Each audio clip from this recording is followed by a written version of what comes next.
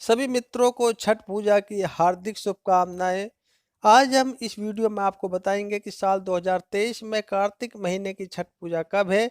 सभी महत्वपूर्ण तिथियां, पूजा व अर्घ देने का शुभ मुहूर्त, पूजा विधि और इस व्रत के नियमों के बारे में सब जानकारी आप प्राप्त करने जा रहे हैं।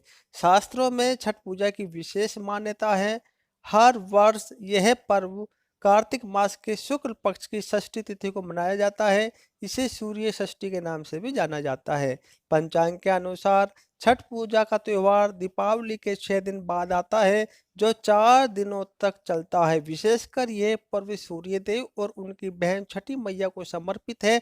छठ पूजा के दिन सूर्य देव और छठी मैया की पूजा करते हैं, अर्घ देते हैं। जानते हैं साल 2023 में छठ पर्व की तिथि, पूजा व अर्घ देने का शुभ मुहूर्त, विधि और इस व्रत के नियमों के बारे में बात कर लेते हैं। छठ पूजा के शुभ मुहूर्त 2023 में कौन कौन से हैं। साल 2023 में छठ पूजा का पर्व 19 नवंबर रविवार के दिन मनाया जाएगा।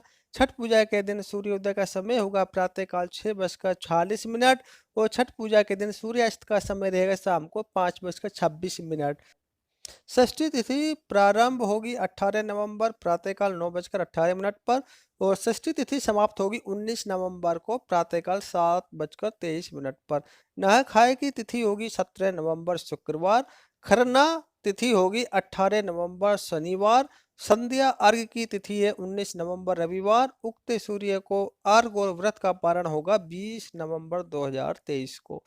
जान लेते हैं पहले दिन नहाए खाए के बारे में। छठ पर्व 4 दिनों तक चलता है। इसे 4 दिवसीय उत्सव भी कहा जाता है। इसकी शुरुआत कार्तिक मास के शुक्ल पक्ष की चतुर्थी तिथि से ही प्रारंभ हो जाती है और कार्तिक शुक्ल पक्ष के सप्तमी तिथि तक इसका समापन किया जाता है। तो नहा खाए छठ पूजा का पहला दिन होता है।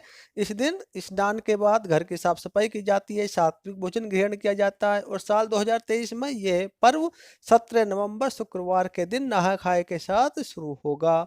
अब हम आपको बताने वाले हैं दूसरे दिन के बारे में, जिसको खरना भी कहते हैं। खरना छठ पूजा का दूसरा महत्वपूर्ण दिन होता है। यह कार्तिक मास के शुक्ल पक्ष की पंचमी तिथि को प्रारंभ होता है और इस दिन से ही निर्जल व्रत की शुरुआत हो जाती है। यानी इस दिन से ही व्रत रखने वाला व्यक्ति अन्न जन ग्रहण नहीं करता है और इस दिन संध्या काल के समय छठी मैया का प्रसाद भी बनाया जाता है।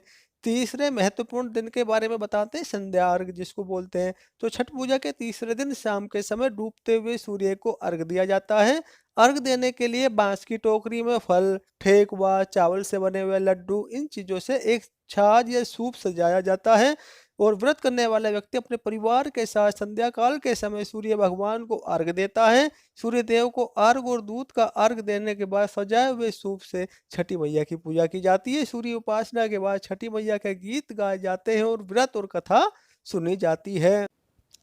बात कर लेते हैं चौथा दिन, जिसको उषा काल अर्घ, यानी कि सुबह को उगते हुए सूर्य को अर्घ जो देते हैं, वो छठ पूर्व के अंतिम दिन में हम उगते हुए सूर्य को अर्घ देने का विधान है, अर्घ देते हैं। तो चौथे दिन यानी सप्तमी तिथि को प्रातःकाल सूर्य देव को अर्घ देने के लिए किसी नदी के घाट पर पहुंचकर उगते हुए सूर्य को अर्घ दिया जाता है और छठ मैया से अपने परिवार की सुख समृद्धि की कामना की जाती है और इसी दिन व्रत का पारण भी किया जाता है।